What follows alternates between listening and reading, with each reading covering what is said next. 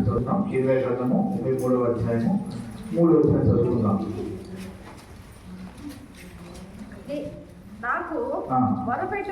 నాకు మొరపెట్టుము, నేను నీకు ఉత్తరమిచ్చుదును. చాలా ఇక్కడ ఈ 20వ గ్రంథంలోని 33వ అధ్యాయంలో 3వ వచనం ఏం మాట్లాడుతుందంటే అది ఒక సెంటెన్స్, అది ఒక పెద్ద వచనము.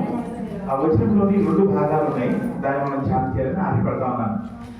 అదేమని మాట్లాడుతుందంటే దేవుడు మాట్లాడుతూ ఉన్నాడు మనుషులతో. ఏమని మాట్లాడుతున్నాడంటే నాకు మొరపెట్టుము, నేను నీకు ఉత్తరమిచ్చేదను. తలపులు ఎక్కువ చదువుతామా? నీవు గ్రహింపలేని గొప్ప సంగతులను, గూఢమైన సంగతులను నీకు తెలియజేసు. ఈ మాట చదువుతాను ఉంటేనే మనకు చాలా సంతోషంగా అనిపిస్తూ ఉంటది. నువ్వు నాకు మొరపెట్టు, నేను నీకు సమాధానం ఇస్తాను. అంత మాత్రమే కాదు, నువ్వు గ్రహింపలేని గూఢమైన సంగతులు, గొప్ప సంగతులు నేను నీకు ఏం చేస్తాడు? దేవుడు తెలియజేస్తాడు. ఎవరితో మాట్లాడతాడు దేవుడు అంటే బబులోను చక్రవర్తి చేత బానిసగా ఉండటానికి లాక్యబడిన ప్రజలతో మాట్లాడుతూ ఉన్నాడు. బబులోను రాజు ఈ యూదుల మీద దాడి చేసి వారి యొక్క మందిరాన్ని కూల్చివేసి వారిని అనేక మందిని చంపేసి మిగిలిన వారిని తన రాజ్యంలో బానిసలుగా ఉండడానికి తీసుకెళ్ళిపోయాడు. అక్కడ బానిసలుగా ఉన్న వారితో మాట్లాడుతూ ఉన్నాడు. అలా తీసుకెళ్ళిపోవటాన్ని చెర అంటారు. ఏమంటారు? బైబిల్లో చెర అనే మాట కనపడితే, అదే ఈ రాజు గ్రంథాలకు సంబంధించి, ప్రవక్తల గ్రంథాలకు సంబంధించి చెర అనే మాట కనపడితే వీరు బబులోను సామ్రాజ్యంలో ఉన్నారు, బానిసలుగా ఉన్నారని అర్థం చేసుకోండి. బబులోను రాజు చేత 7వ స్థితిలో తీసుకెళ్ళిపోయారని జ్ఞాపకం చేసుకోండి. బబులోను రాజు యొక్క చెరలో ఉన్న వారితో దేవుడి మాటలు మాట్లాడుతూ ఉన్నాడు. ఈరోజు మీకు 3 విషయాలను పంచుకోవాలని ఆశపడతా ఉన్నాను తక్కువ సమయంలో. ఎవరితో మాట్లాడతారంటే వీళ్ళు దేవుని చేత ప్రేమించబడిన మనుషులు.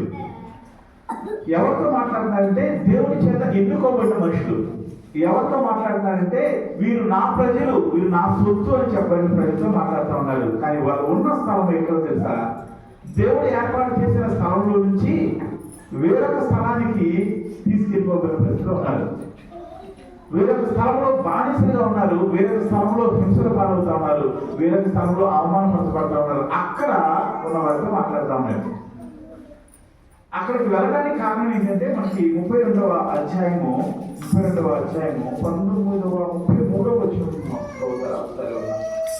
నేను పెందలకాడ లేచి వారికి బోధించినను, వారు నా బోధ అంగీకరించబోయి వారు అక్కడ చెరలోకి వెళ్ళిపోవడానికి కారణాన్ని ఇక్కడ ఒక మాటలో చెప్తా ఉన్నాడు. మీకు ఎంత కూడా విషయాలు కనపడతాయి. చాలా చోట్ల చూసినప్పుడు దానికి కారణాలు కనపడతాయి. దేవుడు మీరు నా ప్రజలు అని ఎన్నుకున్న మనుషులు, నా సొత్తు అని చెప్పబడిన మనుషులు, మీరు నా వారని చెప్పబడిన మనుషులు ఎందుకని అంత అత్యంత హీనమైన దశలోకి వెళ్ళిపోయారు? ఎందుకని చెరలోకి వెళ్ళిపోయారు? ఎందుకని బంధకాలకు వెళ్ళిపోయారు? ఎందుకని అనేకుల మధ్య నిందకు కారణమయ్యారు? అనేకుల చేత ఎగతాళి చేయడానికి కారణమయ్యారు? ఎందుకని అనేకులు వీరిని చూసి వీరే కదా గొప్పవారిగా వెలవిగిన వారు అని చెప్పబడిన వారు. సొలొమోను కాలంలో యూదుల యొక్క ప్రభ లేదా యూదుల యొక్క ఘనత ప్రపంచ వ్యాప్తంగా వెళ్ళినప్పుడు వీరి గురించే కదా చెప్పబడింది. ఎలాంటి పరిస్థితులు వెళ్ళిపోయారని వారిని చూసి జాలిపడిన వారు ఉన్నారు, ఎగతాళి చేసిన వారు ఉన్నారు, అసహించుకున్న వారు ఉన్నారు. అలాంటి పరిస్థితి వెళ్ళిపోయారు. దానికి కారణం ఏంటంటే ఇక్కడ ఒక మాట చెప్తామని దేవుడు. ఏంటి మాట అంటే దేవుడు అంట వారి దగ్గరికి పెద్దలక్కడే లేచి వారికి బోధించినను దేవుడి ద్వారా వాళ్ళు వెళ్ళలేదు. దేవుడి ద్వారా వెళ్ళలేదు. దేవుడి మాటలు వెళ్ళలేదు. దేవుడు ఏ మాటలు చెప్పాడంటే ఏది చేయకూడదో చెప్తా ఉండేవాడు, దేనిలో కొనసాగకూడదో చెప్తా ఉండేవాడు. ఆ మాటలన్నింటినీ వారు వెళ్ళలేదు. ఆ మాటలు తోసివేశారు. అంత మాత్రమే కాదు, కానీ వారు అన్నట్టు ముఖము త్రిప్పుకొనక వీపునే త్రిప్పుకున్నారు. వారు దేవుడి వైపు ముఖాలు పెట్టి దేవుడి మాటలు వినాల్సిన వారు, దేవుడిని చూడాల్సిన వారు, దేవుడి యొక్క ప్రత్యక్షతను కోరుకోవాల్సిన వారు ముఖం కాకుండా వారు వీపును చూపిస్తా ఉన్నారంటే అర్థం ఏంటంటే దేవుడి తట్టుకి కాకుండా వేరొక వైపు వారి ముఖాన్ని చూపిస్తా ఉన్నారు. అంత మాత్రమే కాదు, ఒక లైన్ రాశాడు కింద మరియు నా పేరు పెట్టబడిన మందిరమును అపవిత్ర పరిశుద్ధులకు దానిలో హేయమైన వాటిని మీరు కనుక సమయం తీసుకుని రాజుల గ్రంథాలు చదివితే ఎలా దేవుని మందిరంలో వేరొక వాటిని వారు పెట్టారో మనకి చాలా స్పష్టంగా రాయబడి ఉంటుంది. చాలా స్పష్టంగా రాస్తారు. ఒక రాజు ఒక చోటకి వెళ్ళేవాడు, అక్కడ నచ్చిన విగ్రహాన్ని తీసుకుని లేదా బలిపీఠాన్ని తీసుకుని దాన్ని తీసుకొచ్చి దేవుని మందిరంలో పెట్టేవాడు. దేవుని మందిరంలో మోషే చేత లేదా సొలొమోను చేత తయారు చేయబడిన వాటిని లేదా మోషే చేత తయారు చేయించబడిన నిబంధన అంశాలు వీటన్నింటినీ అపవిత్రపరుస్తూ ఉండేవారు. ఏది ఉండాలి, ఎక్కడ ఉండాలి అని స్పష్టంగా దేవుని చేత చెప్పబడిన వాటితో పాటుగా కొన్ని అపవిత్రమైన వాటిని తీసుకొచ్చి మందిరంలో పెట్టేవారు. కొన్నిసార్లు ఏం చేసేవారంటే ఉన్న వాటిని తీసివేసి బయట పెట్టేవారు. ఇవన్నీ చేయకూడదని చెప్పి తన ప్రవక్తల ద్వారా తన బిడ్డల ద్వారా సేవకులైన వారి ద్వారా దేవుడి వారికి ప్రకటిస్తానే ఉన్నాడు. ఆ మాటల గురించి దేవుడు ఏమంటున్నాడంటే, నేనేనయ్యా అందరికంటే ఎర్లీ స్టేజ్ లో చాలా అంటే ఈ తప్పు చిన్నగా మొదలవుతున్న స్థితిలోనే దేవుడు వారికి చెప్పడం మొదలుపెట్టాడు, బోధించడం మొదలుపెట్టాడు, వారిని గద్దించడం మొదలుపెట్టాడు. అయినా సరే మనుషులు వినలేదు. ఎప్పుడైనా సరే చాలాసార్లు ఏం జరుగుతుంది సార్, మనం చిన్న తప్పులు దారిపోయినప్పుడు దేవుడి వారిని హెచ్చరించినప్పుడు మనం దాని నుంచి తిరగకుండా ఉన్నప్పుడు వెంటనే ఏం జరగదు. ఎందుకంటే దేవుడు తన కృపను చూపిస్తూ ఉంటాడు, సమయాన్ని ఇస్తూ ఉంటాడు. ఇంకా మారతారులే అని దేవుడు తన సమయాన్ని ఇస్తూ ఉంటాడు, ప్రేమను చూపిస్తూ ఉంటాడు. దాన్ని మనుషులు ఏమంటుంటారు తెలుసా, నేను తప్పు చేసినా సరే, ఈ పొరపాటు అడుగు వేసినా సరే, వద్దన్నది నేను చేసినా సరే, వాక్యము ఖండించిన దాన్ని నేను అంగీకరించినా సరే, నాకేమీ కాలేదంటే నేను ఇలాగే కొనసాగవచ్చు అనుకుంటారు చాలాసార్లు. లేదు, వాక్యం ఏం చెప్తుంది తెలుసా, నేను బోధించాను, వాళ్ళు వెళ్ళలేదు. చివరికి ఏమైందో తెలుసా, నా మందిరానికి కూడా వాళ్ళు అపవిత్రపరిచారు. ఆ కాలంలో దేవుని మందిరము ఒక పెద్ద బిల్డింగ్ లాగా ఉండేది. ఒక నాకు చెప్పాలంటే ఈ కాలంలో దేవుని మందిరం ఏంటి తెలుసా, ఈ కాలంలో దేవుని మందిరము మన హృదయమే. మన హృదయంలో ఏది ఉండొచ్చో ఏది ఉండకూడదో, దేన్ని కలిగి ఉండాలో దేన్ని కలిగి ఉండకూడదో దేవుడు స్పష్టంగా చెప్పినప్పుడు మనుషులు మనం కొన్నింటిని కొత్త వాటిని తెచ్చి పెట్టుకుంటా ఉంటాం. దేవుడి దగ్గరికి వచ్చినప్పుడు, దేవుని వెలుగుతో నింపబడినప్పుడు, వాక్యము లేదా దేవుడి యొక్క ప్రసన్నత మనం దర్శించినప్పుడు మనలో ఉన్న అనేకమైన వాటిని బయటికి పంపించుకోవడానికి ఇష్టపడతాం, తీసివేసుకోవడానికి ఇష్టపడతాం. ఇది నాలో ఉండటం మంచిది కాదని అర్థం చేసుకోవడానికి ప్రయత్నం చేస్తాము. చాలాసార్లు ఆ ప్రయత్నంలో మనం సఫలం అవుతాం. కానీ దేవుడి దగ్గరికి వచ్చిన తర్వాత దేవుడు కొనసాగుతున్న కొన్నిసార్లు అంతకుముందు చేయని వాటిని, అంతకుముందు కలవని వాటిని, అంతకుముందు మన జీవితంలో లేని వాటిని తెచ్చుకొని పెట్టుకుంటాం. కొన్నిసార్లు అది కోపం ఉండొచ్చు, కొన్నిసార్లు అది ఉగ్రత కావచ్చు, కొన్నిసార్లు మనుషుల పట్ల మనము కక్ష కావచ్చు, కొన్నిసార్లు అబద్ధం కావచ్చు, కొన్నిసార్లు మోసం కావచ్చు. ఇవన్నీ ఆ రోజుల్లో దేవాలయాన్ని అపవిత్రం చేసేవి తీసుకొచ్చి మనుషులు వాటిని కనపడేలాగా పెట్టారు. ఈరోజు మనుషులు ఏం చేస్తారంటే దేవుడికి ఇష్టం లేని వాటిని తమ హృదయంలో చోటు ఇవ్వడం వల్ల వారి జీవితంలో ఏం జరుగుతుంది తెలుసా, వారి జీవితంలో ఏం జరుగుతుందంటే ఈ ప్రజలు ఎలాంటి చెరలోకి వెళ్ళిపోతా ఉన్నారో మనం కూడా అలాంటి చెరలోకి వెళ్ళిపోతా ఉన్నాం. మనం కూడా దేవుడిచ్చిన స్వాతంత్రాన్ని విడిచిపెట్టి మరలా బానిసత్వానికి వెళ్ళిపోతా ఉన్నాం. దాని అర్థం ఏంటో తెలుసా, మనం చెయ్యొద్దు అనుకున్న వాటిని చేసే పరిస్థితుల్లోకి తీరదారిపోతాం. మెల్లిమెల్లిగా తప్పు అని తెలిసిన వాటిని చేయడానికి మళ్ళా అలవాటైపోతూ ఉంటాం. ఏ అబద్ధాన్ని అయితే అసహించుకున్నామో, దేవునికి మన జీవితంలో ప్రథమమైన స్థానాన్ని ఇచ్చామో, ఏ మోసాన్ని అయితే విడిచిపెట్టామో, ఏ మోసాన్ని అయితే చేయకూడదని కొన్నిసార్లు అనేకలు చెప్పుకుంటామో, ఎప్పుడైతే దేవుని మాటకు మనం వినకుండా దేవుని నామాన్ని పక్కన పెట్టామో, వెల్లివెల్లిగా కొన్ని రోజుల తర్వాత మనం చూసుకోగలిగితే అంతకన్నా హీనమైన స్థితిలో మనం వెళ్ళిపోతాం. వాక్యం ఇచ్చిన వార్తరా మీరు ఒక్క విషయాన్ని అర్థం చేసుకోవాలంటే తెలుసా, దేవుని మాట ప్రకారం నడవకపోతే మెల్లిమెల్లిగా మన జీవితంలో అపవాది మాట ప్రకారం నడవడానికి అలవాటు అయిపోతాం. దేవుని మాట ప్రకారం మనం నిర్ణయం తీసుకోకుండా మొదలు పెట్టకపోతే ఒకరోజు అపవాది యొక్క మాట ప్రకారం, అపవాది ఇష్ట ప్రకారం చేసే క్రమంలో మనం కనబడతాం. దేవునికి లోబడకపోతే కొద్ది రోజుల తర్వాత అపవాదికి లోబడతా ఉంటాం చాలా ఎక్కువ సార్లు. అందుకని వాక్యాన్ని అనుసరించి నడుచుకోండి అని చెప్పడానికి ప్రధానమైన కారణం ఏంటి తెలుసా, వాక్యాన్ని అనుసరించి నడుచుకోకపోతే కొన్ని రోజుల తర్వాత, నువ్వు దేవుని యొక్క మాటను అనుసరించి నడుచుకోకపోతే కొన్ని రోజుల తర్వాత అపవాది యొక్క మాటను అనుసరించి నడుచుకుంటూ ఉంటాం.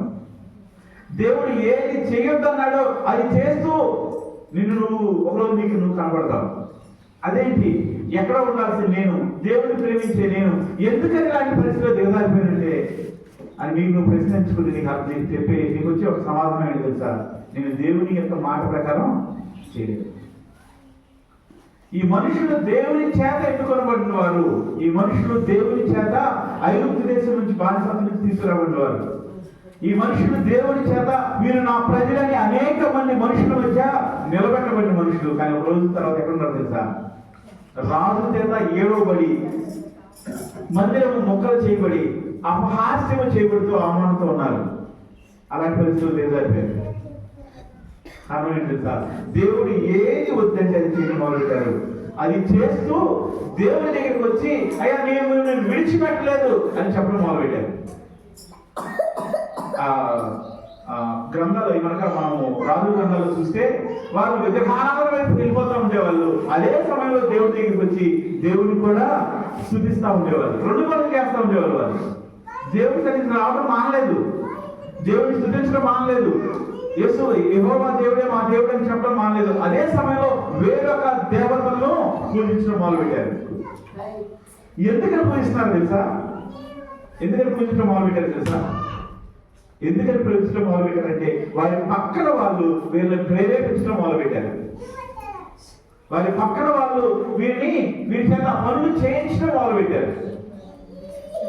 చాలాసార్లు చిన్న పిల్లలతో సహా వాళ్ళకి ఇష్టం లేని మనం చేయించలేము.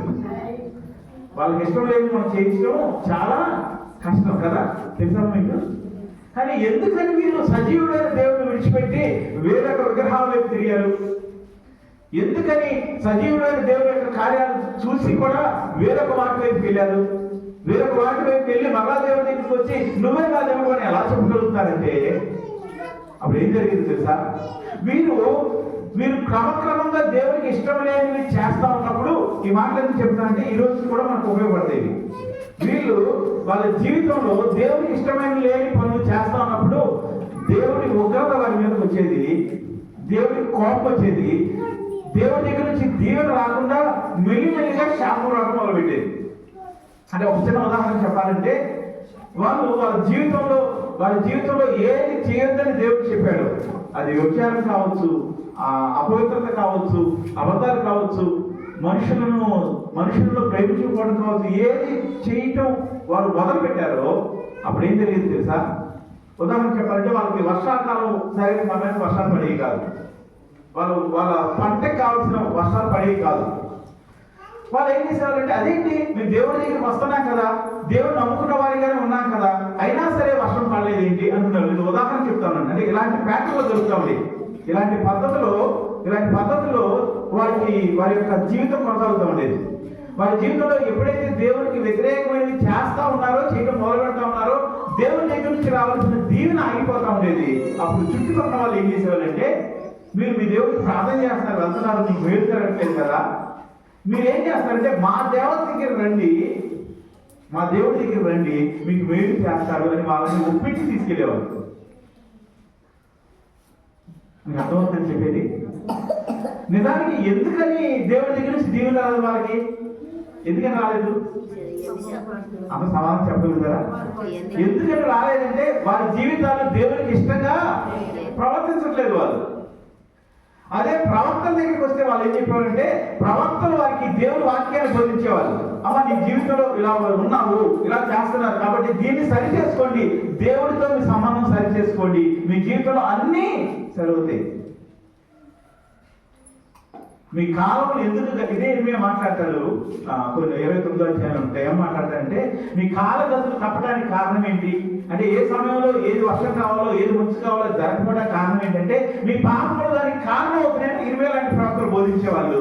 కానీ ఈ మనుషులు ఎవరితో స్నేహం కలిగి ఉండేవాళ్ళు. వాళ్ళు ఏం బోధించేవాళ్ళంటే లేదు ఇన్ని రోజులు అక్కడికి వెళ్ళారు కదా, ఇప్పుడు ఒకసారి మా దగ్గరికి రండి అని పిలిచేవాళ్ళు. ఆ క్రమంలో వీళ్ళు వెళ్ళి వేరొక దేవతలకి వర్షం కురిపించుకొని ప్రార్థన చేసేవాళ్ళు. వాళ్ళ జీవితంలో విగ్రహారాధన అలా ప్రారంభమైంది. వారి జీవితంలో విగ్రహారాధన అలా కొనసాగింది. కొన్నిసార్లు నచ్చాయి వాళ్ళ పద్ధతులు, వారి పద్ధతులు నచ్చాయి. ఏ పద్ధతులు నచ్చాయి అంటే వారికి ఇవ్వబడ్డ ప్రథమ సంతానాన్ని తీసుకెళ్లి ఆ దేవతకు బలిపించేవాళ్ళు. ఆ దేవత విగ్రహం కూర్చున్నప్పుడు ఆ ఒడి అనేది ఒక పెద్ద అగ్నిగుణం లాగా ఉండేది, కింద నుంచి పెద్ద మంట వస్తూ ఉండేది. ఆ ఒడిలో పెట్టేవాళ్ళు తనకు ఇచ్చిన ప్రథమైన కుమారుని ప్రథమ కుమారుని జ్యేష్ఠ కుమారుని అక్కడ పెట్టేవాళ్ళు. ఏమవుతప్పుడు వారు మంటలో కాలి బూడిది కూడా దొరికేది కాదు. ఎందుకంటే ప్రవక్తలు ఏం చెప్పేవాళ్ళంటే, ఇదో మీ పిల్లల గురించి ఏడవండి, కన్నీరు కార్చండి, మీ జీవితాల్లో ఉన్న పాపాలు ఒప్పుకోండి, మీ జీవితాన్ని సరి చేసుకోండి, మీ పిల్లలు జీవించబడతారని చెప్పేవాళ్ళు. వాళ్ళు ఏం చెప్పేవాళ్ళంటే, ఏం కాదు, మీ పెద్ద కుమారుని బలిస్తే మిగతా పిల్లలందరూ బాగుంటారు, మీ పరిస్థితి కూడా బాగుంటుందని చెప్పేవాళ్ళు. వీళ్ళకి దేవుడు ఎలాంటి మేలు చేస్తున్నా సరే కీడు వైపు దిగజారిపోవడానికి కారణం ఏంటంటే చుట్టుపక్కల ఉన్న వారి యొక్క ప్రభావం ఎక్కువ ఉంటా ఉండేది. ఎందుకు వారు వారి మాట ప్రకారం వీళ్ళు నడిచేవాళ్ళంటే వీళ్ళ హృదయాల్లో కూడా అది ఉండేది. మనం కన్నీరు కాల్చాల్సిన అవసరం ఏంటి, మనం ఏడవలసిన అవసరం ఏంటి, మనం తప్పులు ఒప్పుకోవాల్సిన అవసరం ఏంటి? ఇదిగో ఒక కుమార్తె ఇచ్చేస్తే వీడు కాబట్టి ఇంకోటి కొడతాడు, వాళ్ళు దీవించబడతారు అని ప్రథమ కుమార్ని తీసుకెళ్లి ఆ నిప్పుల కుంపట్లో పెట్టేసేవాళ్ళు. ఏది తేలిక?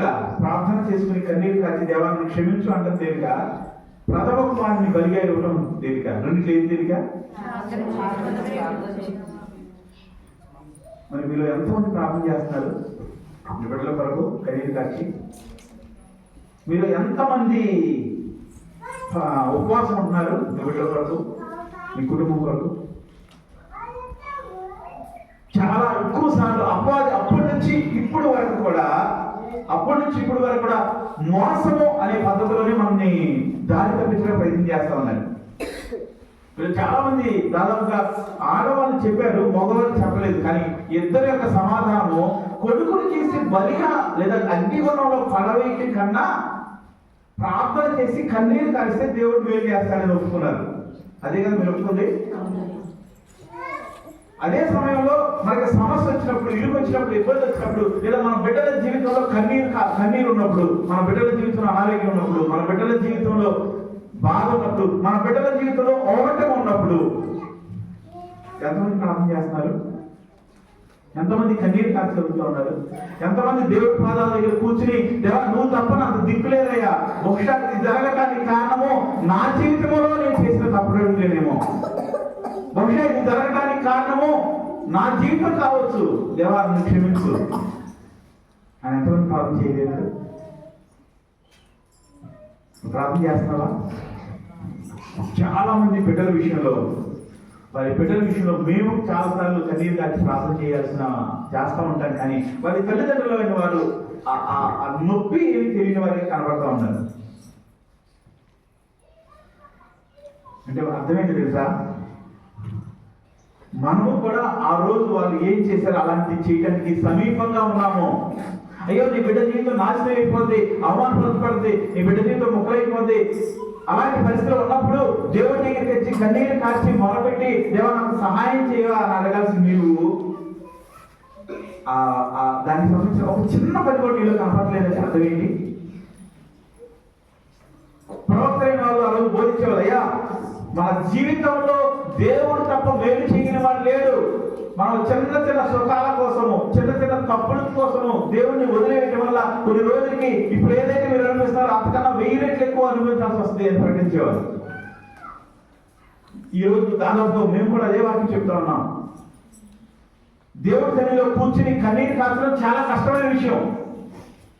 దానికి మనకున్న సుఖాలు వదిలిపెట్టుకుని రావాలి. మనకి ఇంట్లో మంచి మంచాలు ఉంటాయి, కుర్చీలు ఉంటాయి, మంచి అంతా సౌకర్యం ఉంటుంది. ఇక్కడ ఏముండదు, కానీ ఇక్కడ ఏముంటుందో తెలుసా? దేవుని యొక్క ప్రసన్నత ఉంటుంది. నువ్వు దేవుడు ఏకాంతంగా గడిపే సమయం ఉంటుంది. చర్చిలో ఎంతమంది ఉన్నా సరే దేవుడు మీ ఒక్కొక్కరితో వ్యక్తిగతమైన సంబంధాన్ని కలిగి ఉండడానికి సిద్ధపడతాడు. భయంకరమైన పరిస్థితిలో నీవు నీ కుటుంబం ఉన్నా సరే దేవుని సన్నిధిలో ఉండటానికి ఇష్టపడకుండా, దేవుని సన్నిధిలో ఉండకుండా ఎక్కడో ఉండటానికి కారణం ఏంటి? పర్లేదులే, ఎలా ఉన్నా పర్లేదులే.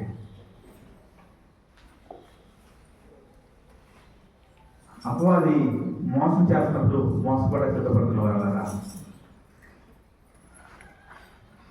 అపవాది మోసం చేస్తా ఉన్నప్పుడు ఈ మోసానికి మనం చోటు ఇవ్వటం వల్ల ఆ రోజు జరిగింది, కొన్ని వేల సంవత్సరాల క్రితం జరిగింది, ఈ రోజు కూడా జరుగుతూ ఉంది, ఇక మీద కూడా జరగడానికి ఆస్కారం ఉంది. ఆ రోజుల్లో ప్రవక్త అని వారు చెప్పారు, ఈ రోజుల్లో సేవకులు అని వారు పాస్టర్ అని వారు చెప్తా ఉన్నాడు. బైబిల్ అంతటిలో దేవుడు మనుషుల దగ్గర చాచిపడేది తెలుసా? ఆ మనిషి తనకి మొర పెట్టాలి, దేవా నా బ్రతికిలా అయిపోయింది అయ్యా, నా బిడ్డల బ్రతికిలా అయిపోయింది, నన్ను చూచిన వారు సమాజంలో వారు నవ్వుతున్నారు కానీ ఆ నవ్వులో ఎగతాళందయ్యా, నా బ్రతుకు మొక్కలైపోయింది, నేను కన్నీరు కార్చాల్సిన పరిస్థితిలో ఉన్నాను కానీ, తలదించుకోవాల్సిన పరిస్థితిలో ఉన్నాను కానీ, అవమానపరచుకోవాల్సిన పరిస్థితిలో ఉన్నాను కానీ దాన్ని పక్కన పెట్టి మామూలుగా ఉన్నట్టుగా నటిస్తానయ్యా.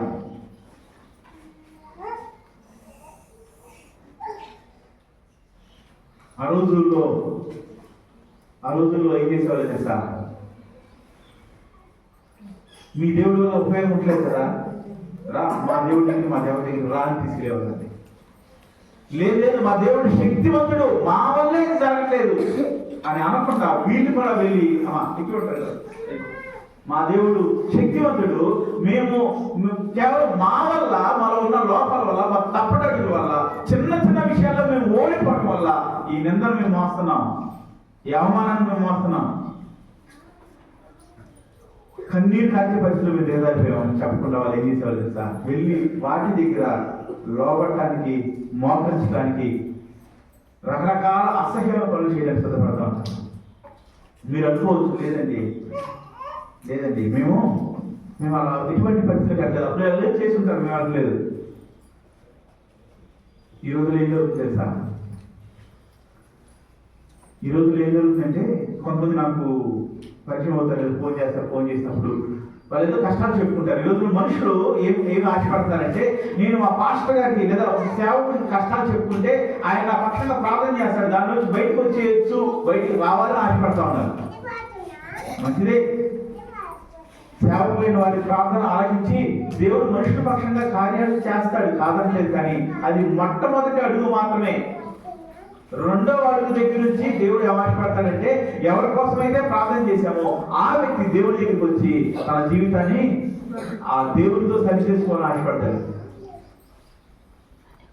నీకు చెప్తాను, లేదమ్మా నీ జీవితంలో కష్టం ఉంది ప్రార్థన చేద్దాం, అనారోగ్యం ఉంది ప్రార్థన చేద్దాం, ఇబ్బందులు వచ్చి ప్రార్థన చేద్దాం, దానిలోంచి నువ్వు బయటకు వచ్చిన తర్వాత దేవుడిని బయటకు తీసుకొచ్చిన తర్వాత నువ్వు ఏం చేయాలి తెలుసా?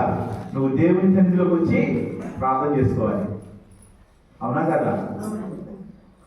కానీ కొంతమంది వేరే సంఘాలకు వెళ్ళేవాళ్ళు కూడా కొన్నిసార్లు మన దగ్గరికి వస్తూ ఉంటారు, కొన్నిసార్లు ప్రార్థన సహాయం అడుగుతూ ఉంటారు. కొన్ని సంవత్సరాల క్రితం హైదరాబాద్ నుంచి ఒక 3 కుటుంబాలు ప్రతి చిన్న విషయానికి ప్రార్థన చేస్తూ ఉండేవారు. ప్రతి చిన్న విషయానికి, అంటే ఒక విధంగా చెప్పాలంటే ఆవిడ కంటి ఆపరేషన్ చేసుకోవాల్సి వస్తే నేను ఇక్కడ నుంచి వెళ్ళి ప్రార్థన చేస్తే అప్పుడు ఆపరేషన్ చేసుకుంటే వెళ్ళినారు. నేను చెప్పామమ్మా ఇది కరెక్ట్ కాదు. ఏది కరెక్ట్ కాదంటే, ప్రతి చిన్న విషయానికి మేము నీకోసం ప్రార్థన చేయడం కరెక్ట్ కాదు. నువ్వు ఆ దగ్గరలో ఏదో ఒక సేవకుడి దగ్గరికి వెళ్ళు. లేదండి నేను చర్చికెళ్తాను, మంచిదే, ఏ చర్చికెళ్తానమ్మా చాలా చర్చికెళ్తాను, ఎందుకు ఆ మాస్టర్ గారి దగ్గరికి వెళ్ళి ప్రార్థన చేసుకుని అదే నగరం ఫోన్ చేస్తున్నాం అంటే, ఆయన చాలా పెద్ద మాస్టర్ గారండి, మాకు దొరకరు.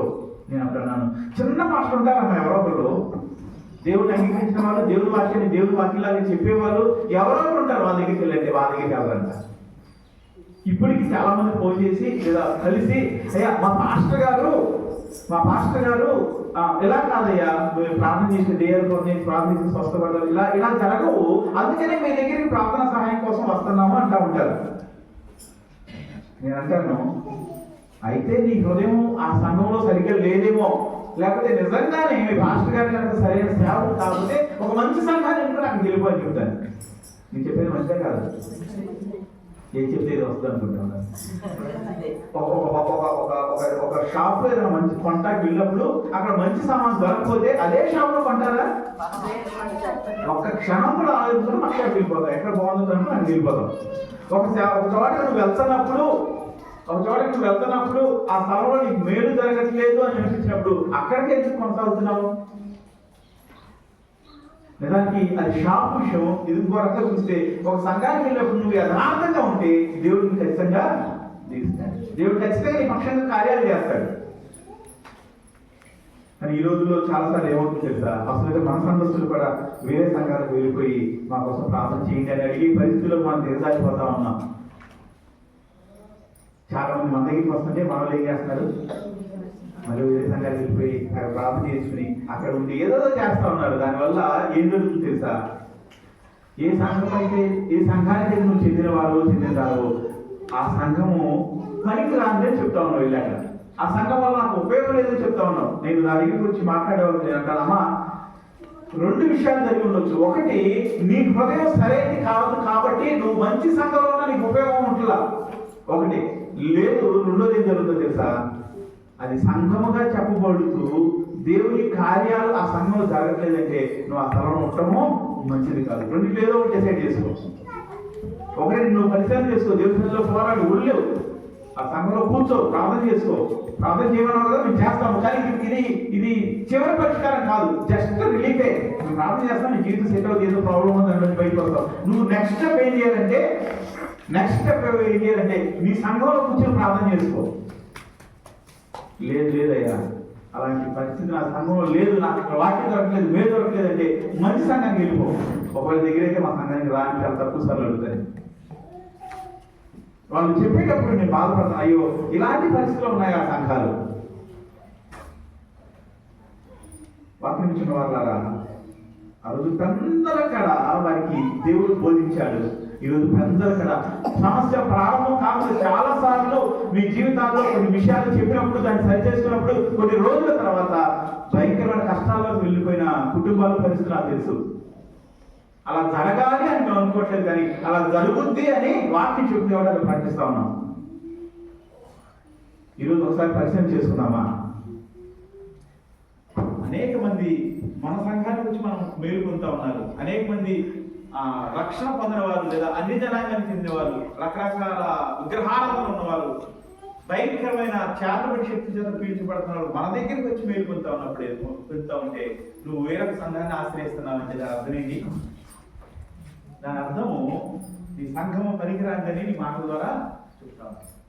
దాన్ని మోసం చేయడం, వీళ్ళు అదే చేసేవాళ్ళు. వీళ్ళు ఏం చేసేవాళ్ళంటే వేరొక దేవత దగ్గరికి వెళ్ళి అక్కడ మొక్కి అక్కడ ఆచారాలు పాటించి మరలా వచ్చి దేవుని సన్నిధికి వచ్చేవాళ్ళు. దేవుని ఉగ్రత వారి మీద గమనించబడింది. నిజానికి ఆత్మీయ నాయకత్వం అనేది ఒకటి ఉంటుంది. అంటే ఒక సేవకుడితో నీ ఆత్మీయ తండ్రిగా కలిగి ఉన్నప్పుడు అతనితో సంబంధాన్ని కాకుండా వేరొక విషయాన్ని పెట్టుకున్నప్పుడు ఆత్మీయ నాయకత్వం నుంచి నువ్వు బయటికి వెళ్ళిపోతావు. అది నీకు మేలు జరగదు. ఈరోజు దాని గురించి నేను మాట్లాడలేదు. ఈరోజు నేను చెప్పబోతుంది ఏంటంటే, దేవుడు నాకు మొరపెట్టుమో అని మాట్లాడుతున్న మనుషులు ఎక్కడున్నారంటే భయంకరమైన చెరలో ఉన్నారు, బానిసత్వం ఉన్నారు. అలాంటి పరిస్థితులకు దిగజారిపోయారు.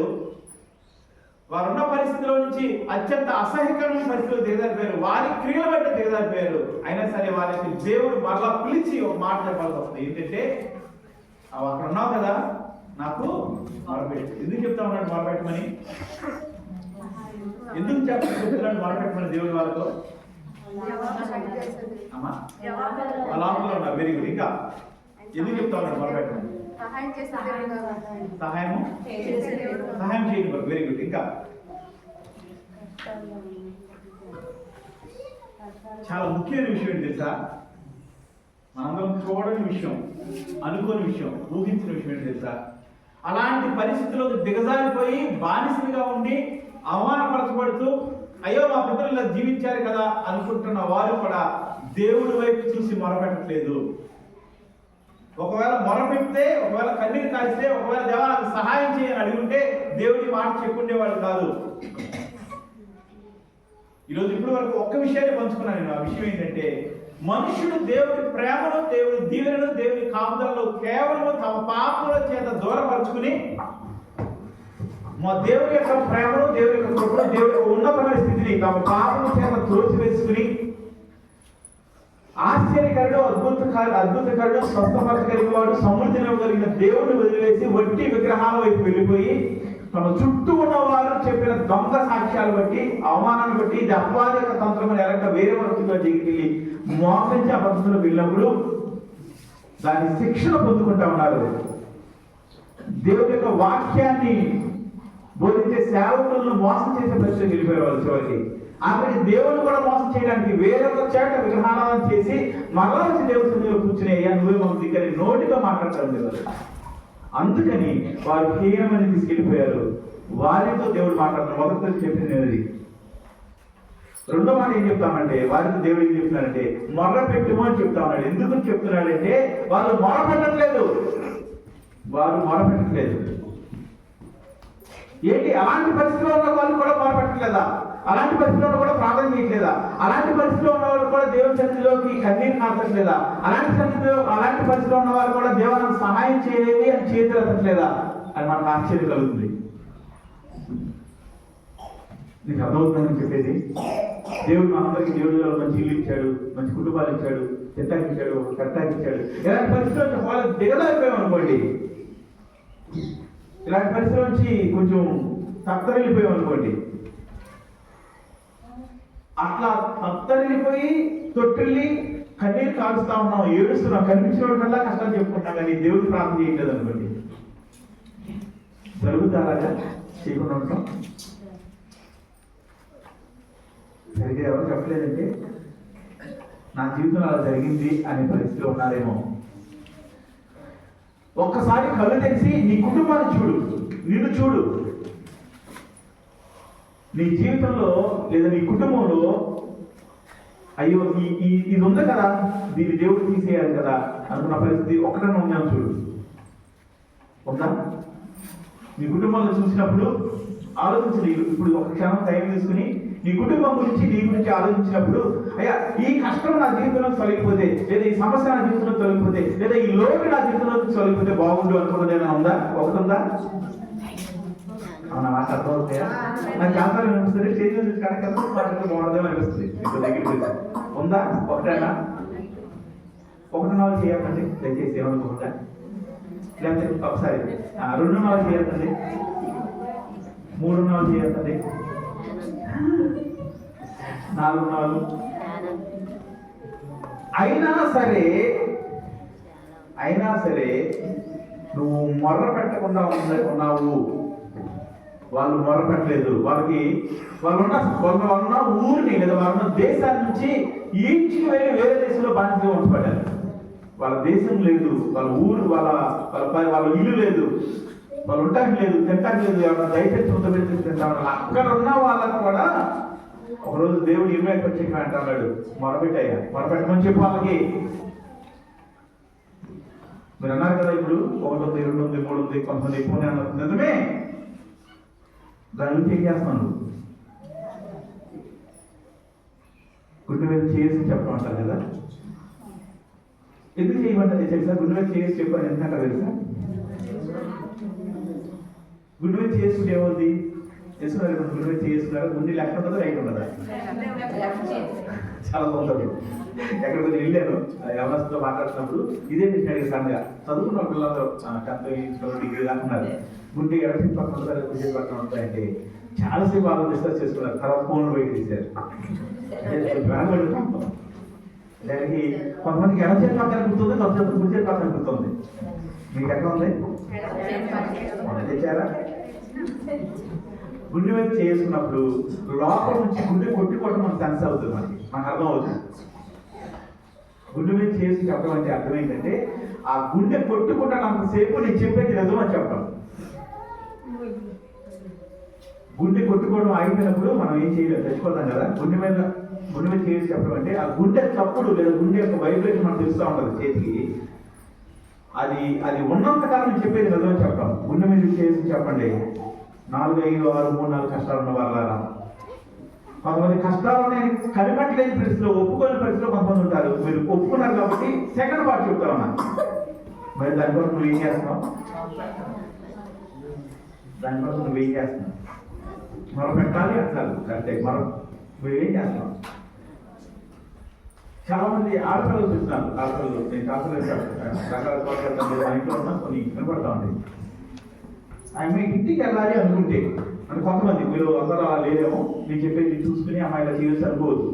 వాళ్ళు ఇంటికి వెళ్ళాలంటే, అక్కడికి వెళ్ళాలనుకుంటే వాళ్ళ భర్తని రాజి రంపాన పెట్టి ఆ టైంకి వెళ్ళిపోతారు కొంతమంది. దానికి మీరు లాజిక్స్ మాట్లాడతారు. మీరు మాట్లాడాలన్నా నేను చెప్తే అదేనా సమాధానం చెప్పలా. కొంతమందికి ఇదే ఇంట్లో పుట్టిల్లు, ఇదే ఇంట్లో అతలు కూడా ఉండదు. మంచిది ఇంకా చాలా దగ్గర. మనం అనుకున్న పని చేయడానికి ఎంత తొందరపడతా ఉన్నామో మంచిదే, తప్పే కాదు ఒక విధంగా. కానీ దేవుని సన్నిధిలో నాకున్న కష్టం గురించి 3, 4, 5, 6 కష్టాలను చెప్పుకుంటున్నాం కదా, వాటిలో ఎన్నిటి కొరకు వాటి కొరకు నువ్వు ఏం చేస్తున్నావు?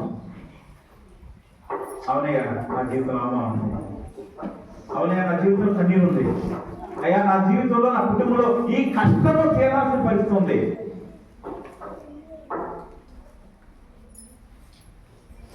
రెండో విషయం ఏం చెప్పాలని ఆశపడుతున్నా తెలుసా? దేవుడు మనుషులతో మాట్లాడుతూ, ఎక్కడో మనుషులు అంటే వాళ్ళు బహు అసహ్యకరమైన పరిస్థితికి చేతులారా దిగిపోయిన వాళ్ళు, దిగజారిపోయిన వాళ్ళు అక్కడ ఉన్నారు. అయినా సరే ఏం చేసే వాళ్ళు ప్రార్థన చేయడం, మొరపెట్టట్లా. దేవుడు తలుచుకుంటున్నారేమో కానీ మొరపెట్టట్లా. ఈరోజు ఇక్కడున్న వాళ్ళు ఎంతమంది ఇలాంటి పరిస్థితిలో ఉన్నారు?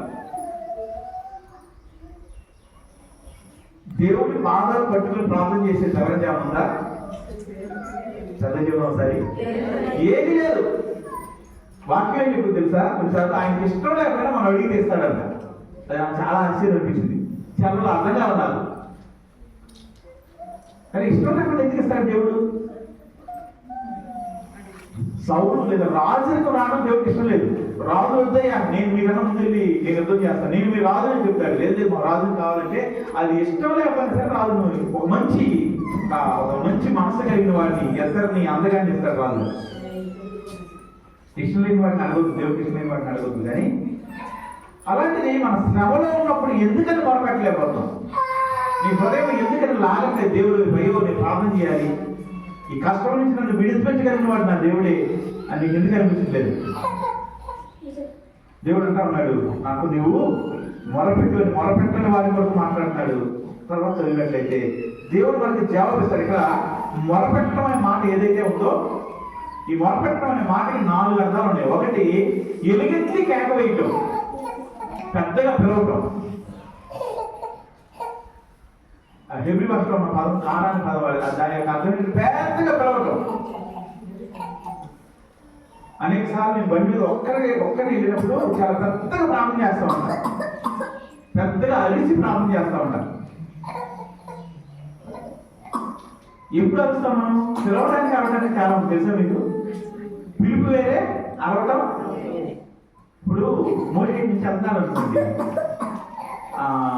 మోషే పిలుస్తాం మామూలుగా, మరి సగం బడి మీద అయిపోతాను, నాకు అంత అత్యంత అవసరం, నాకేం పని లేదు, తర్వాత మాట్లాడుతాను, పిలుస్తాను, పలకపోతే వదిలేస్తాను. కానీ అది చాలా అర్జెంట్ పని. అతను నా పిలుపుని నేను పిలిచేదాన్ని వినపడిన లేదే వెళ్ళిపోతాను. ఏం చేస్తాం మనం? ఎప్పుడైతే అరుస్తామో, అరవటం అనేది మనలో ఉన్న ఇంటెన్షన్ చూపిస్తే, మనలో ఉన్న కోరిక చూపిస్తే, పెద్దగా అరవటం లేదా చదవటం, ఎలుగెత్తి చదవటం అనే మాటలు దాని యొక్క అర్థం. మొరపెట్టడం అనే మనకి ఏదైతే మాట ఉందో దాని యొక్క అర్థం పెద్దగా అరవటం, పెద్దగా చదవటం, ఉన్నదాన్ని చదవటం, లోపల ఉన్నదాన్ని పెద్దగా చదవటం గురించి మాట్లాడుతూ ఉన్నాడు. చాలాసార్లు మనుషులు ఏం చేస్తారు తెలుసా? వాళ్ళ హృదయంలో ఏదో పెట్టుకుని వస్తారు, కానీ దేవుడి సన్నిధిలో దాన్ని తెరవరు. ఏమంటారు తెలుసా?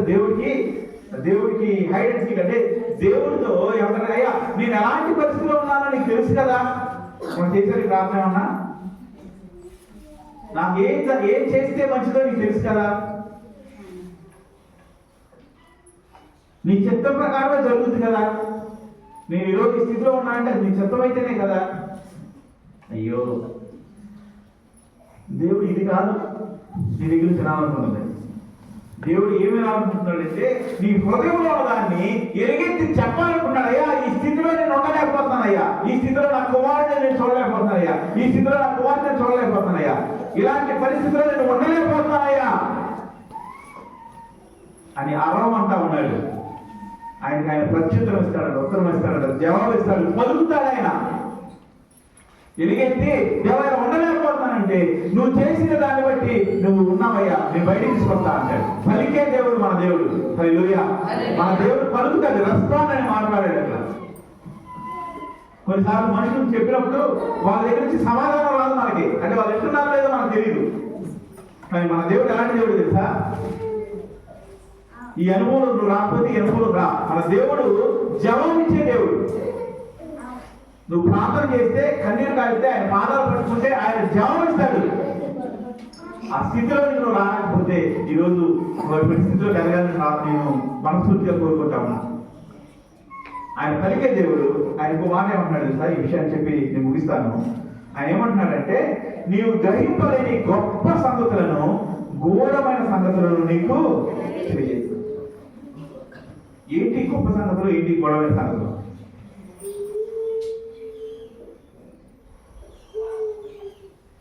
అవి మనకు సంబంధం ఉన్నాయో మన సంబంధం లేదు. మనం మొరపెట్టినప్పుడు దేవుడు జవాబిస్తాడంట. సింపుల్ దీన్ని అర్థం చేసుకోవాలంటే, మనకు ఏమంటున్నాడు ఇక్కడ, గ్రహింపలేని వాటిని, నీకు అర్థం కాని వాటిని, నీకు గ్రహింపలేని గొప్ప సంగతులను, ఘోరమైన సంగతులు, రెండు డిఫరెంట్ విషయాలు మనకి తెలియజేస్తాడు. మనం గ్రహించలేము. నేను మధ్యలో అడుగుతాను కదా, అమ్మ మీకు అర్థమవుతుంది అంటున్నాను కదా, అర్థం చేసుకోలేని సంగతులు అవి గొప్ప సంగతులు. ఘోరమైనవి ఈ రెండు తెలియజేస్తాడంట. అవి మనకు సంబంధించినయా, వేరేకు సంబంధించినయా, ఏమై ఉండొచ్చు? అమ్మాయి ఎవరికి ఉన్నారా? దేవుడు అంటా ఉన్నాడు, నువ్వు ప్రార్థన చేయాలంటాడు. ఎవరితో మాట్లాడతాను చెప్పాను, ఏం చేయకుంటాను చెప్తా ఉన్నాను. అప్పుడు దేవుడు జవాబు ఇస్తాడు. నేనే ఉన్నాను, నేను పేద ఎలేంటి కన్నీరు కలిసి ప్రార్థన చేస్తున్నాను అనుకోండి. అప్పుడు దేవుడు నాకు సమాధానం ఇస్తాడు. అది సింపుల్ గా చెప్పేది అని అంటా ఉన్నాడు. నీకు అర్థం కాని విషయాలు, నీకు గ్రహింపు కాని విషయాలు, ఘోరమైన సంగతులు, అంటే సీక్రెట్ గా ఉన్న వాటిని తెలియజెప్తా అన్నాడు. ఎవరి గురించి ఎవరి? నా గురించి అయినా, ఎవరు ప్రార్థన చేస్తారో వారి గురించి, అంతేనా? దేవుడి సన్నిధిలో మొరపెట్టడం వల్ల ఏం మేలు జరుగుతుందో తర్వాత చెబుదాం అనుకున్నాను. బహుశా ఈరోజు సమయం సరిపోదు, ఎప్పుడైనా వీలైనా చూసుకుందాం. అదేంటి తెలుసా, ఏమి గ్రహింపు కాదంటే, ఒకరు మనుషులుగా మనము తప్పు చేస్తున్నా సరే మనకి గ్రహింపు కాదు, మనం దాచేసుకుంటాం వాటిని గ్రహించం. అమ్మా నీ సమస్యకు ఇది సమాధానం, ఇది జవాబు అని చెప్పినప్పుడు మనం గ్రహించము. మనం తప్పు చేస్తాము, దాన్ని గ్రహించము. మనం తప్పు చేస్తాము, అది మనకు అర్థం కాదు. పక్కన ఎవరైనా చెప్తే కోపం వస్తాయి. మనుషులు సహజమైన నైజం ఇది. చాలా సార్లు అంటే గ్రహింపు లేకుండా చేస్తూ ఉంటాం. గ్రహింపు లేకుండా చేయడం అంటే, అర్థం చేసుకోకుండా చేయడం అంటే,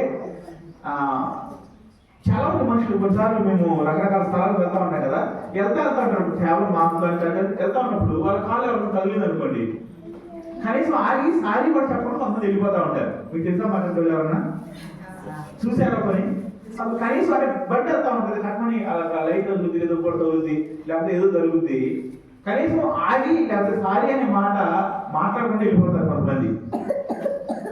ఎందుకంటే అది చేసిన తప్పని అది మైండ్కి అర్థం కావట్లా.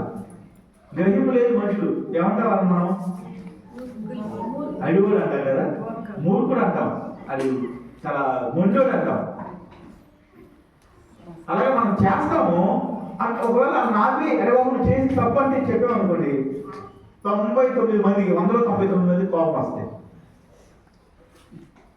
199 మంది మమ్మల్ని ఏదో అన్నారనుకుంటారు. ఒకటి పెద్దోళ్ళలాగా లేదా వీళ్ళు ఎవరో పెద్ద మనిషిలాగా ఉండాలంటే సమాధానం చెప్పకుండా వెళ్ళిపోతారు. కానీ ఖచ్చితంగా హృదయంలో మన గురించి తీసుకుంటారు.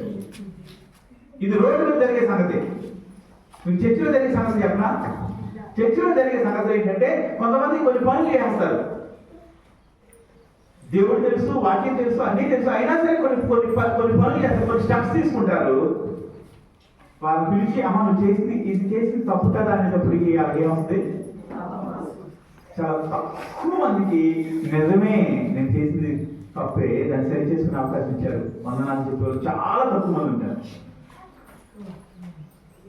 అంటే అర్థం కాలేని పరిస్థితికి ఎందుకు వెళ్ళిపోతున్నామంటే, అర్థం చేసుకునే పరిస్థితికి ఎందుకు వెళ్ళిపోతున్నామంటే, మన హృదయం కఠినం అయిపోయినప్పుడు స్పర్శ తగలదు కదా. కొంతమందికి కాలు తగ్గిందని కూడా స్పర్శ తెలియదు వాళ్ళకి. వాళ్ళ కాళ్ళు మొద్దు పడిపోయి ఉంటాయి. మీరు ఎవరు అలా వివరించి చెప్పలేదు. సహజంగా బయట తెలియదని మీకు అర్థమవుతుందని చెప్తా ఉన్నాను. కొన్నిసార్లు దివ్యాన్ని ఆలోచిస్తూ అరే మన వాళ్ళు ఇలా ఉన్నారు కదా, ఇలా ఉన్నారు కనీసం ఆలోచించుకోవాలి ఇంకా అని ఆలోచిస్తూ ఉంటాం. చాలాసార్లు అలాంటి ఆలోచన చేసే పరిస్థితిలో మన సంఘంలో చాలా ఎక్కువ మంది ఉంటా ఉన్నారు. అంటే గ్రహింపు లేని వారిగా ఉంటా ఉన్నారు. అరే వీరు ఈ సమయంలో ఇలా ప్రవర్తించాల్సిన వాళ్ళు ఇలా ప్రవర్తిస్తున్నారేంటి, ఇలా ఉండాలని తెలుసు కదా ఇలా చేస్తున్నారేంటి అని చాలాసార్లు మీరు చాలా మంది గురించి మేము ఆలోచన చేస్తా ఉన్నాము. అంతకుముందు చెప్పేవాళ్ళము, చెప్పడం వల్ల మనుషులు బాధపడతా ఉన్నారని చెప్పట్లేదు, కానీ చెప్పక తప్పదు కొన్నిసార్లు, ఖచ్చితంగా చెప్తాము. అని ఒక చిన్న ఉదాహరణ చెప్పాలంటే మీకు, ఒకవేళ మీకు పని వచ్చింది, ఒక చోటకి వెళ్ళాల్సి వచ్చింది, అదే టైం ప్రార్థన ఉంది. అప్పుడు ఏం చేయాలంటే ప్రార్థన అది రెండు జరిగేలాగే ఉన్న అవకాశం ఉందేమో పరిశీలన చేసుకోవాలి. అంతేనా? ఆమె చెప్తే అర్థమైంది మీకు? బుధవారం, శుక్రవారం, శనివారం, ఆదివారం ప్రార్థన ఉంది. అదే రోజు లేదా దాదాపు అదే టైంకి నీకు ఒక పని ఉంది, ఇంపార్టెంట్ పని ఉంది, లేదా ఒక చోటకి వెళ్ళాలి. అప్పుడు నువ్వేం ఆలోచన చేయాలంటే, అమ్మో ఆ పని ఉంది కదా, ఈ ప్రార్థనకి నాకు సంబంధం లేదు అన్నట్టుగా ఉండకూడదు. ఆ రెండింటిని అడ్జస్ట్ చేసుకోవడానికి, బ్యాలెన్స్ చేసుకోవడానికి ఏదైనా అవకాశం ఉందేమో అని ఆలోచించగలగాలి. అవునా కదా? కానీ మన వాళ్ళు ప్రార్థన అనేది కంప్లీట్ మర్చిపోతారు, వదిలేస్తారు, పక్క పెట్టేసి పని గురించి చూస్తాం. రెండింటిని అడ్జస్ట్ చేసుకోవడానికి అవకాశం ఉంటుంది. అది గ్రహింపు లేకపోవడం అంటే, అడ్జస్ట్ చేసుకోవాలనే ఆలోచన కూడా రాకపోవడం గ్రహింపు లేకపోవడం. ఇలాంటి సంఘంలో రిపీటెడ్గా మరణ జరుగుతూ ఉన్నాయి. దేవుడి దగ్గరికి వచ్చి నువ్వు మొరపెడితే దేవుడి గ్రహింపు లేకుండా నువ్వు చేసేసిన వాటిని చూపిస్తాడంట. మనకు అది తెలుసు కాబట్టి, మనకు అది ఇష్టం లేదు కాబట్టి దేవుడి దగ్గర నుంచి మొరపెట్టాం. మనం మొరపెట్టకుండా అపవాది నేను ఆపేస్తా ఉంటాడు. అవసరమైతే ఎవరో పంపిస్తాడు, నీ గురించి నేను ప్రార్థన చేస్తానమ్మా, నీ పని నువ్వు చేసుకుని నీ లోపల నువ్వు తిరిగి అంటాడు. నువ్వు మొరపెడితే నువ్వు గ్రహింపు లేకుండా, కనీసం బుర్ర వాడకుండా ఏమేమి తప్పులు చేసావో, ఏమేమి రాంగ్ స్టెప్ చేసావో చూపిస్తాడు. ఇక్కడ గూఢమైన మాట అంటా ఉంది, తర్వాత ఏం మాట మాట్లాడుతూ ఉంది, నీవు గ్రహింపలేని గొప్ప సంగతులను, తర్వాత గూఢమైన సంగతులు. నిజానికి గూఢమైన ఈ మాటకు వాడబడిన హిబ్రీ పదం ఏంటి తెలుసా? వాళ్ళు ద్రాక్ష తోట ఉండేవారు, ద్రాక్ష గెలని కట్ చేసి ఏ పదం అయితే వాడతారో ఈ గూఢమైన అనే పదం దగ్గర అదే వాడారు. రెండింటికి ఒకే పదం. ఎందుకని వాడారంటే ద్రాక్ష ఆ గెలని గుర్తిని కట్ చేసి వాళ్ళు దాచిపెట్టేవారు. దాచిపెట్టి తర్వాత దాన్ని క్రష్ చేయడానికి వాడేవారు, దాన్ని రసం తీయడానికి వాడేవారు. అలాగే దాచిపెట్టేసిన సంగతులు. గోళమైనదంటే దాచబడింది, మిస్టీరియస్, సీక్రెట్ అని అర్థం మన భాషలో. దీన్ని వాడబడిన హెబ్రీ భాష పదం ఏంటంటే వేరు చేయబడింది అని అర్థం. మన వేరు చేసి ఎవరికి తెలియకుండా మరుగుగా పెట్టబడింది అని అర్థం. మన జీవితంలో అలాంటివి చాలాసార్లు ఉంటాయి. ఎవరికి తెలియకుండా దాచి వేసిన పరిస్థితులు మన జీవితంలో ఉంటాయి. వాటిని మనకు తెలియజేస్తారంట. నువ్వు కనీసం ఆలోచన లేకుండా చేసిన సంగతులు, దాచేసిన సంగతులు, మూడో కంటికి తెలియకుండా మనం దాచేసిన సంగతులు దేవుడికి చూపిస్తాడంట, దేవుడికి తెలియజేస్తాడంట. ఎందుకోసం తెలియజేస్తాడు? ఎందుకోసం తెలియజేస్తాడంటే, అయ్యా బుద్ధి లేకుండా నేను చేశానయ్యా, కనీసం ఆలోచన లేకుండా చేశానయ్యా, నన్ను క్షమించు. చేసిన దాన్ని ఒప్పుకొని కప్పుకోకుండా ఒప్పుకుంటే దాన్ని కొట్టివేసి నాకు జయమిస్తా అని చెప్పావు, అయినా సరే నేను దాచిపెట్టానయ్యా అని ఒప్పుకోవడం కోసం దేవుడు మీకు చూపిస్తాడు, తెలియజేస్తాడు. మంచిదని చెడ్డది.